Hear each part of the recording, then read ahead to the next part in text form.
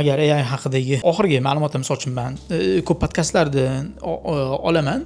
Aytdim nima, misol uchun Mogavdat yoki bo'lmasa haligi xitoylik qiz bor, ismidan chiqib qoldi. Antropikni barista hamma taniydi, Antropikni Cloud Code yozgan, lekin anu sherigini, ya'ni ownerdi Cloud Code'dagi xitoylik qizni Chen nimadir Chen, o'shani hech kim tanimaydi-da. Ularni ko'ramanda hammasi bir xil narsani aytayapti. Ya'ni sun'iy intellektni o'rganish kerakmi? Ha, o'rganish kerak, lekin undan ham oldin qilishimiz kerak bo'ladigan ishlar bor.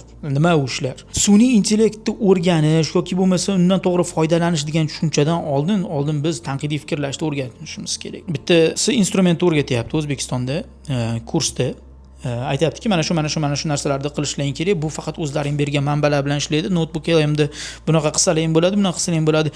Do'stlar, Notebook LM'da bo'lgan bitta voqeani o'zim aytib beraman. Bitta kompaniyada konsalting qilyapti turgan paytimda, imенно AI bo'yicha, sun'iy intellekt bo'yicha biz O'zbekistondagi ichki turistlarni manbalarini qidirishni berdik. Notebook LM hozircha 3-1 bilan ishlaydi, Gemini'da va u internetga borib, ya'ni Pro planda 50 tacha manbani olib keldi. Endi tasavvur qiling, 50 ta manbani bittasida O'zbekistondagi ichki turizmdagi sayyohlar soni 14 millionta ko'rsatilyapti. Adashmasam JICA edi, ya'ni Yaponiya tashkiloti.